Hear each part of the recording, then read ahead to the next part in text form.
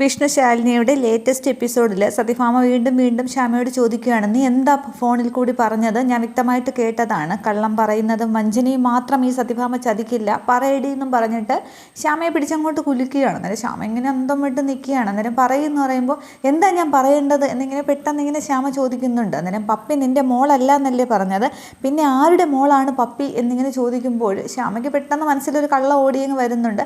അത് ഞാൻ ഫോണിൽ അമ്മയോട് പറഞ്ഞതല്ലേ, അത് അമ്മയോട് ഞാൻ അങ്ങനെ പപ്പി എൻ്റെ മോളല്ല, എല്ലാവരുടെയും മോളാണെന്ന് ഞാൻ ഈ വീട്ടിലെ എല്ലാവരുടെയും മോളാണ് എന്ന് ഞാനങ്ങോട്ട് പറഞ്ഞു വരികയായിരുന്നു. ബർത്ത്ഡേ വിഷസ് പറയാനായിട്ട് അമ്മ കുറേ തവണ വിളിച്ചു, കിട്ടിയില്ല. അതിൻ്റെ പരിഭവം അമ്മ പറഞ്ഞതാണ്.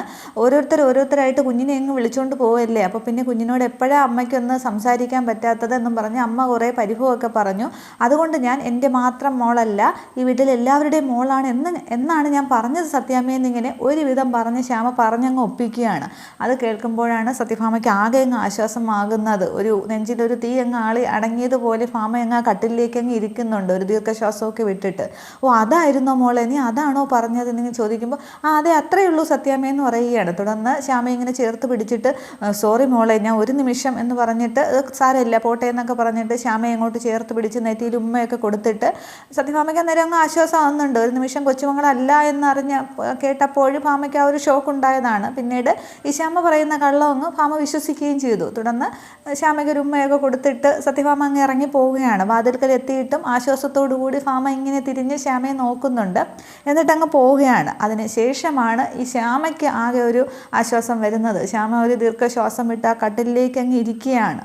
അത് ആ തെറ്റിദ്ധാരണ അങ്ങ് മാറ്റിയതില്ല, ഭാമയുടെ തെറ്റിദ്ധാരണ മാറ്റിയതില്ല.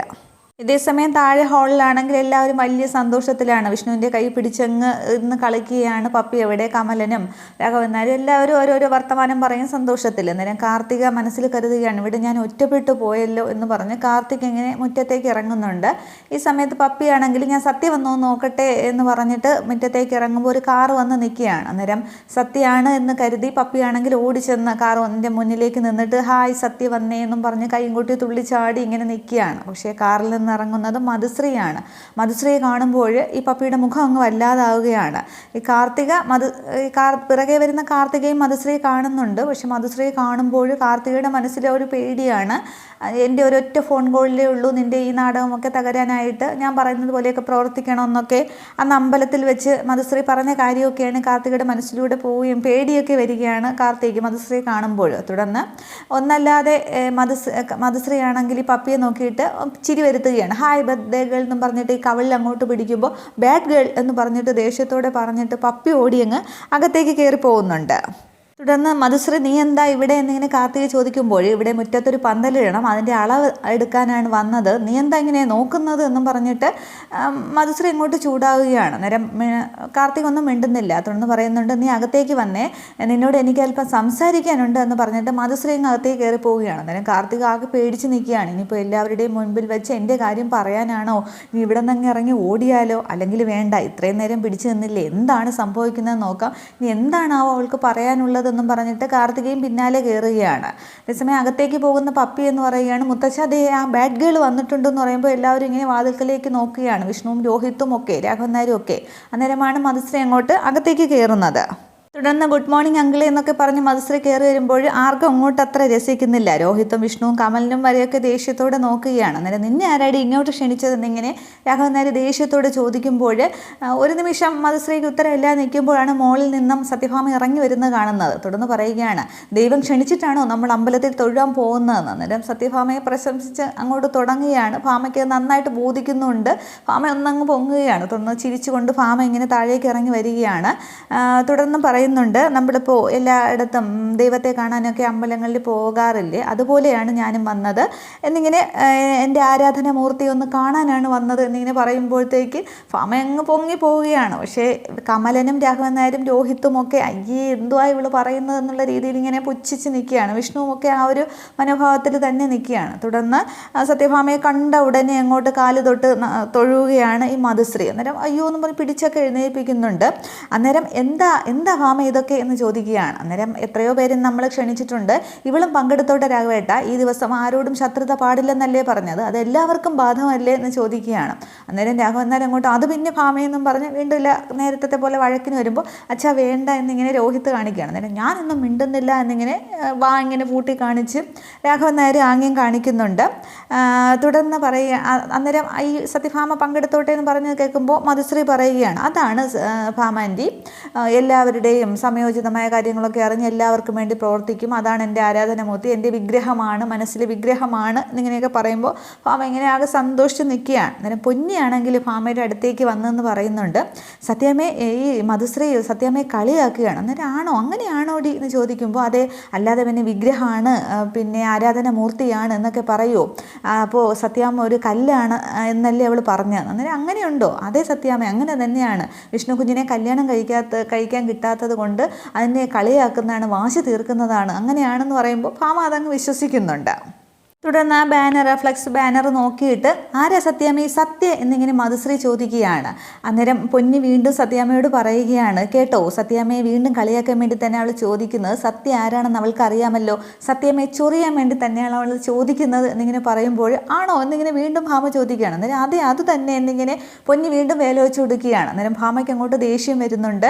അന്നേരം ഭാമ പറയുകയാണ്, മധുശ്രീ നീ ബർത്ത്ഡേ ഫംഗ്ഷന് വന്നതാണെങ്കിൽ ഒരു കഷ്ണം കേക്ക് ഞാൻ തരും, അത് കഴിച്ചിട്ട് സ്ഥലം വിട്ടോളണം, മനസ്സിലായോ എന്നിങ്ങനെ ചോദിക്കുകയാണ്. അന്നേരം ആ ഒരു ഉത്തരം എല്ലാവർക്കും അങ്ങോട്ട് ബോധിക്കുകയാണ്. രോഹിത്തൊക്കെ ഇങ്ങനെ നോക്കുകയാണ്, രോഹിത്തും വിഷ്ണുവും രാഘവൻ നായർക്ക് നന്നായിട്ട് ബോധിക്കുന്നുണ്ട്, കമലിനും ശ്യാമയ്ക്കും ഒക്കെ. അന്നേരം മധുശ്രീ അങ്ങ് വല്ലാതാവുകയാണ്. അന്നേരം ഇറ്റ്സ് ഓക്കെ സത്യാമ്മ എന്ന് പറഞ്ഞിട്ട് സത്യഭാമയാണെങ്കിൽ അങ്ങ് എല്ലാവരോടും സംസാരിക്കാനൊക്കെ പോകുന്നുണ്ട്.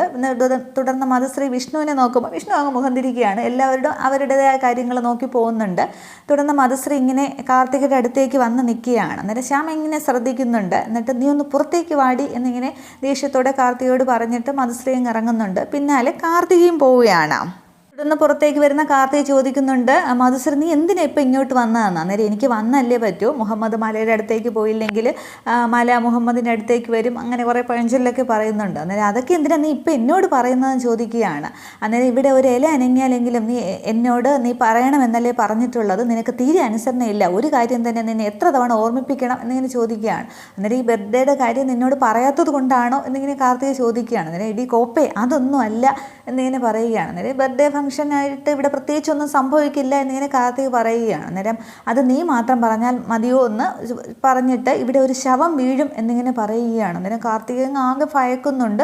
അന്നേരം ആരുടെ എന്നിങ്ങനെ ചോദിക്കുകയാണ്. അന്നേരം ആരുടേതാണ് എന്നൊന്നും ഞാനിവിടെ ഇപ്പോൾ ഫിക്സ് ചെയ്തിട്ടൊന്നുമില്ല, ചെറുതായാലും വലുതായാലും ഒരു ശവം വീണാൽ മാത്രം മതി എന്ന് പറയുകയാണ്. അന്നേരം കാർത്തിക ആകെ പേടിച്ച് നിൽക്കുമ്പോൾ നീ എന്തിനാണ് ടെൻഷൻ ആകുന്നത്, നീ അല്ലേ അത് ചെയ്യാൻ പോകുന്നത് എന്ന് പറയുകയാണ്. അന്നേരം ഞാനോ എന്നിങ്ങനെ പറഞ്ഞ് കാർത്തിക അന്തം വിടുമ്പോൾ അതെ നീ തന്നെയാണ് പോകുന്നത്, ഒരാളെ കൊല്ലാൻ പോവുകയാണ് കാർത്തിക എന്ന നീ തന്നെ എന്നിങ്ങനെ മധുശ്രീ പറയുമ്പോൾ കാർത്തിക ഇങ്ങനെ ആകെ പേടിച്ച് നിൽക്കുന്നു. ആ സീൻ അത്ര വരെ കാണിക്കുന്നുള്ളൂ. ഇതേസമയം ജയശങ്കർ ആണെങ്കിൽ പോലീസ് സ്റ്റേഷനിൽ കാർത്തികയുടെ ഫോട്ടോയുമായിട്ട് ചെല്ലുന്നുണ്ട്. അന്നേരം കാർത്തിക അല്ലേ എന്ന് പറഞ്ഞിട്ട് കോഴിക്കോട് വെച്ചല്ലേ കാണാതായിരിക്കുന്നത്, അവിടെ കംപ്ലയിൻറ്റ് ചെയ്താൽ പോരെ എന്നൊക്കെ കേസായി ഒഴിവഴികൾ പറയുകയാണ്. അന്നേരം അവിടെ വെച്ചാണ് കാണാതായത്. പക്ഷേ തിരുവനന്തപുരം റെയിൽവേ സ്റ്റേഷനിൽ വന്നിറങ്ങുന്ന CCTV വിഷ്വൽസ് ഉണ്ട് എന്നുള്ളത് അറിഞ്ഞു. അപ്പോൾ ഫോർട്ട് പോലീസ് സ്റ്റേഷനിൽ നിന്ന് പിന്നീട് അന്വേഷണമൊന്നും ഉണ്ടായില്ല എന്നൊക്കെ പറയുമ്പോൾ എങ്കിൽ പിന്നെ അവരല്ലേ അന്വേഷിക്കേണ്ടതെന്ന് പറഞ്ഞ് SI അങ്ങ് ഒഴിയുകയാണ്. അന്നേരം ജയശങ്കർ പറയുന്നുണ്ട്, ഞാൻ ഇവിടെ ഒരു അമ്പലത്തിൽ വെച്ച് കണ്ടു എന്ന്. അന്നേരം അത് ഫോർട്ട് സ്റ്റേഷനിൽ അറിയിച്ചില്ലേ ചോദിക്കുമ്പോൾ ആ അമ്പലം അവരുടെ പരിധിയിലല്ല, ഈ സ്റ്റേഷനിലാണ് എന്നിങ്ങനെ ജയശങ്കർ പറയുകയാണ്. അന്നേരം ഇവിടെ ഒരുപാട് വേറെ കേസുകളുണ്ട്, ഇതിൻ്റെ ഒന്നും പുറകെ നടക്കാനായിട്ട് പറ്റില്ല എന്നും പറഞ്ഞ് SI ഇങ്ങനെ പറഞ്ഞുകൊണ്ടിരിക്കുമ്പോഴാണ് ഈ അന്ന് ഒരു ഓട്ടോക്കാരൻ, അന്ന് കാർത്തികയെ അവിടെ കീഴൂർ റോഡിൽ കൊണ്ടാക്കി ഓട്ടോക്കാരൻ വേറൊരു കേസുമായിട്ട് ബന്ധപ്പെട്ട് ഈ കോൺസ്റ്റബിൾ ഇങ്ങനെ പിടിച്ചുകൊണ്ട് വരുന്നത്. അന്നേരം എന്നെ അങ്ങ് വിട്ടേക്ക് സാറേ എന്ന് ഈ ഓട്ടോക്കാരൻ SIയോട് പറയുകയാണ്. അന്നേരം മദ്യലഹരിൽ ഓട്ടോ ഓടിച്ച് ഒരു ബൈക്കുകാരൻ്റെ നെഞ്ചത്തോട്ട് കയറ്റിയതല്ലേ, അങ്ങനെ വിടാനൊന്നും പറ്റില്ല എന്ന് പറയുകയാണ്. അന്നേരം ഞാൻ പാർട്ടിക്കാരനാണ് എന്ന് ഈ ഓട്ടോക്കാരൻ തർക്കിക്കുന്നുണ്ട്. അന്നേരം അതിനേക്കാൾ വലിയ പാർട്ടിക്കാരനാണ് ബൈക്കുകാരൻ എന്നൊക്കെ പറഞ്ഞ് അയാളെ അങ്ങോട്ട് കൊണ്ടുപോകുന്ന ഇങ്ങനെ SI കോൺസ്റ്റബിളിനോട് പറയുമ്പോഴാണ് ഈ ഓട്ടോക്കാരൻ പെട്ടെന്ന് ജയശങ്കറിൻ്റെ കയ്യിലിരിക്കുന്ന കാർത്തികയുടെ ഫോട്ടോ ശ്രദ്ധിക്കുന്നത്. അന്നേരം ഈ കൊച്ചിനെതിരെ എന്താണ് കേസ് എന്ന് പറഞ്ഞിങ്ങനെ ഫോട്ടോയൊക്കെ എടുക്കുന്നുണ്ട്. അന്നേരം ജയശങ്കർ ശ്രദ്ധിക്കുകയാണ്. അന്നേരം ഓരോന്ന് പറയാതെ ഇങ്ങോട്ട് പാടാമെന്ന് പറഞ്ഞ് കോൺസ്റ്റബിൾ പിടിച്ചുകൊണ്ട് പോകാൻ ശ്രമിക്കുമ്പോൾ അല്ല ഈ കൊച്ചിനെ എനിക്കറിയാം എന്നിങ്ങനെ പറയുകയാണ്. അന്നേരം അറിയാമെന്നോ, ഇവിടെ വെച്ച് എങ്ങനെ അറിയാം എന്നിങ്ങനെ SI ചോദിക്കുകയാണ്. അന്നേരം ഈ കേസിൽ നിന്ന് എന്നെ ഊരി തരുമോ എങ്കിൽ ഞാൻ പറയാമെന്ന് ജയശങ്കർ ഓട്ടോക്കാരനോട് ഈ ഓട്ടോക്കാരൻ പറയുകയാണ്. അന്നേരം SI ഭീഷണിപ്പെടുത്തുന്നുണ്ട്, ഒഴിവാക്കി തരാനോ, ഈ സത്യം പറഞ്ഞില്ല എന്നുണ്ടെങ്കിൽ ഈ സ്റ്റേഷനിലെ മുഴുവൻ കേസും തൻ്റെ തലയിലാക്കും എന്ന് പറയുമ്പോൾ, ഇല്ല സാർ ഞാൻ പറയാം എന്ന് പറഞ്ഞിട്ട് അന്ന് ഓട്ടോയിൽ പിന്നെ അവിടെ റോഡിൽ കൊണ്ടാക്കിയതും അവിടെ നിന്ന് തിരിച്ച് സത്യാമ്മയുടെ വീട്ടിൽ കൊണ്ടാക്കിയതും പറയുകയാണ്. അന്നേരം ആ സത്യാമ്മയുടെ വീട്ടിൽ ആരാണെന്ന് അറിയാമോ ചോദിക്കുമ്പോൾ അതൊന്നും അറിയില്ല എന്ന് പറയുകയാണ്. അന്നേരം സത്യാമ്മയുടെ വീട്ടിൽ അകത്ത് കൊണ്ടാക്കിയെന്ന് ചോദിക്കുമ്പോൾ ഇല്ല ഗേറ്റിന് വെളിയിൽ കൊണ്ടാക്കിയെന്ന് പറയുന്നുണ്ട്. അന്നേരം ആ കുട്ടി അകത്തേക്ക് കയറിപ്പോയോ എന്ന് പോലീസുകാരൻ ചോദിക്കുമ്പോൾ അതൊന്നും അറിയില്ല, ഞാൻ പിന്നീട് ഓട്ടോ എടുത്തിഞ്ഞ് പോന്നു എന്ന് പറയുകയാണ്. അന്നേരം ആരായി സത്യാമ്മ എന്നിങ്ങനെ ജയശങ്കർ ചോദിക്കുമ്പോൾ അത് നമുക്ക് നേരിട്ട് തന്നെ കണ്ടു കളയാം, ഡ്രൈവറോട് വണ്ടി ഇറക്കാൻ പറയുമെന്ന് SI പറയുകയാണ്. തുടർന്ന് അവർ ഈ സത്യാമ്മയുടെ വീട്ടിലേക്ക് പോകാനുള്ള പ്ലാൻ തന്നെയാണ്, അവർ പുറപ്പെടുന്നുണ്ട്. ഇതേസമയം സത്യയെ കണ്ടില്ലല്ലോ വിഷ്ണു അച്ഛാ എന്നിങ്ങനെ പപ്പി ചോദിച്ചുകൊണ്ടിരിക്കുമ്പോൾ ഇപ്പോൾ വരും എന്നിങ്ങനെ വിഷ്ണു പറയുന്നുണ്ട്. ഈ സമയത്ത് തന്നെ ശാലിനിയുടെ വണ്ടി വന്ന് മുറ്റത്ത് നിൽക്കുന്നുണ്ട്. വണ്ടിയിൽ നിന്ന് ശാലിനിയും സത്യയും കൂടി ഇറങ്ങുകയാണ്. എന്നിട്ട് കാറിൽ നിന്ന് ഇറങ്ങിയിട്ട് സത്യയുടെ കയ്യിലേക്ക് ഈ 2 കവർ, ശാലിനിയുടെ കയ്യിൽ 2 ഗിഫ്റ്റ് കവറുണ്ട്, ഡ്രസ്സാണ്, അത് കൊടുത്തിട്ട് പറയുന്നുണ്ട് ഇതൊന്ന് മോൾക്കും ഒന്ന് പപ്പിക്കും ഉള്ളതാണ്, മോൾ അകത്തേക്ക് ചെല്ലുമെന്ന് പറയുകയാണ്. അന്നേരം അമ്മ വരുന്നില്ലേന്ന് ചോദിക്കുമോ, അമ്മയ്ക്കൊരു മീറ്റിംഗ് ഉണ്ട്, ഓൺലൈനാണ്, കാറിലിരുന്ന് അറ്റൻഡ് ചെയ്യാമെന്ന് പറയുകയാണ്. അന്നേരം ഇന്നൊരു നല്ല ദിവസമായിട്ട് അതൊക്കെ ഒഴിവാക്കി കൂടായിരുന്നോ എന്നിങ്ങനെ കുട്ടി സങ്കടത്തോടെ ചോദിക്കുകയാണ്. അന്നേരം എന്ത് ചെയ്യാം മോളെ, കളക്ടറായി പോയില്ലേ എന്ന് ശാലിനി പറയുകയാണ്. ശാലിനിക്ക് അകത്തേക്ക് കയറാൻ പറ്റാത്തത് കൊണ്ടാണ് മീറ്റിംഗ് എന്നൊരു കഴിവോടെ ശാലിനി പറയുന്നത്. അന്നേരം അകത്ത് എല്ലാവരും നമ്മളെ കാത്തിരിക്കുകയല്ലേ അമ്മ എന്നിങ്ങനെ സത്യ ചോദിക്കുമ്പോൾ അതാണ് പറഞ്ഞത് മോൾ അകത്തേക്ക് ചെല്ല് എന്ന് പറയുമ്പോൾ ശാലിനി നിർബന്ധിച്ച് പറയുമ്പോൾ സത്യ ഗിഫ്റ്റ് കവറും വാങ്ങിക്കൊണ്ട് അകത്തേക്ക് പോകുന്നുണ്ട്. തുടർന്ന് ശാലിനിയെ നോക്കി നിൽക്കുകയാണ്. എന്നിട്ട് ഇങ്ങനെ തിരിയുമ്പോഴാണ് അവിടെ വെച്ചിരിക്കുന്ന ആ ഫ്ലെക്സ് ബോർഡ് കാണുന്നത്, ഹാപ്പി ബർത്ത്ഡേ സത്യ പത്മിനി എന്ന് എഴുതിയിരിക്കുന്നത്. അത് കാണുമ്പോൾ ശാലിനിക്ക് ആദ്യം സന്തോഷമാവുന്നുണ്ട്. പക്ഷെ പെട്ടെന്ന് അങ്ങ് ശാലിനി ഓർക്കുന്നത് അതിന് വിഷ്ണു വിവാഹം കഴിച്ചു എന്നറിഞ്ഞ ശേഷം വന്ന് വിഷ്ണുവിനോട് ഒരുപാട് ചോദ്യങ്ങൾ ചോദിച്ചതും സത്യഭാമ ഇറക്കി വിട്ടതും ഒക്കെ മനസ്സിലൂടെ ഓർക്കുമ്പോൾ ശാലിനിക്ക് ആകെ അങ്ങ് സങ്കടം വരികയാണ്. തുടർന്ന് പപ്പിന്ന് വിളിച്ചുകൊണ്ട് സത്യ ഇങ്ങനെ അകത്തേക്ക് കയറുകയാണ്. അന്നേരം ഹായ് സത്യ എന്ന് പറഞ്ഞിട്ട് പപ്പി ഇങ്ങനെ ഓടിച്ചെന്നങ്ങ് കെട്ടിപ്പിടിക്കുകയാണ്. അന്നേരം സത്യഭാമയുടെ മുഖം അങ്ങോട്ട് മാറുന്നുണ്ട്. പക്ഷേ എല്ലാവരും സന്തോഷത്തോടുകൂടി ഈ കുട്ടികളുടെ സ്നേഹപ്രകടനം ഇങ്ങനെ നോക്കി നിൽക്കുകയാണ്. വിഷ്ണുവിനങ്ങ് ആകെ സന്തോഷമാവുന്നുണ്ട്. ശ്യാമയ്ക്കും രോഹിത്തിനും കമലനും രാഘവൻ നായർക്കും ഒക്കെ, പിള്ളയ്ക്കും പൊന്നിക്കും എല്ലാവർക്കും ഉൾപ്പെടെ. അവിടെ അന്നേരം മധുശ്രീയെയും കാർത്തികയും കാണിക്കുന്നില്ല. തുടർന്ന് വിഷ്ണു ആണെങ്കിൽ ഇങ്ങനെ പുറത്തേക്ക് നോക്കുകയാണ്, ശാലിനി ഉണ്ടോ വാതിൽക്കലേക്ക് നോക്കുന്നുണ്ട്. രാഘവൻ നായരും ശ്രദ്ധിക്കുകയാണ്. തുടർന്ന് സത്യയാണെങ്കിൽ ചുറ്റുമൊക്കെ നോക്കിയിട്ട് അലങ്കാരങ്ങളെല്ലാം നന്നായിട്ടുണ്ട് പപ്പി എന്ന് പറയുമ്പോൾ പപ്പി ഇങ്ങനെ തലകുലുക്കുകയാണ്. തുടർന്ന് മോളുടെ അമ്മ വന്നില്ലേ എന്ന് രാഘവൻ നായർ ചോദിക്കുകയാണ്. അന്നേരം വന്നു, പുറത്ത് കാറിലിരിപ്പുണ്ട്, അമ്മയ്ക്കെന്തോ മീറ്റിംഗ് ഉണ്ട് എന്ന് പറയുകയാണ്. അന്നേരം രാഘവൻ നായർ തല ഉലുക്കുന്നുണ്ട്. വിഷ്ണു വന്നിട്ട് എത്തിയെത്തിയെന്ന് നോക്കുകയാണ്. അന്നേരം ഭാമ പറയുകയാണ്, ഓ സമാധാനമായി, അത് നന്നായി, അല്ലെങ്കിൽ അവൾ പുറത്ത് തന്നെ നിൽക്കേണ്ടി വന്നേനെ, ഇതിപ്പോൾ അങ്ങനെ ആയതുകൊണ്ട് അവൾ അവിടെ തന്നെ നിന്നോട്ടെ, ഇല്ലെങ്കിൽ അവളെ ഇനി അകത്ത് കയറ്റി അവളെ സ്വീകരിക്കേണ്ടി വന്നേനെ, രക്ഷപ്പെട്ടു എന്നിങ്ങനെ ഭാമ ഇങ്ങനെ മുഖമൊക്കെ കോടിയേരിച്ച് ഇങ്ങനെ കാണിക്കുകയാണ്. അവിടെ ശാലിനി അകത്തേക്ക് കയറ്റണ്ടല്ലോ എന്നാലോചിക്കുമ്പോൾ ഭാമയ്ക്ക് സന്തോഷമാവുന്നുണ്ട്. എന്നിട്ടും വിഷ്ണുവിന് അങ്ങ് വെളിയിലേക്ക് പോകണമെന്നുള്ളൊരു ചിന്തയിൽ വിഷ്ണു നിൽക്കുകയാണ്.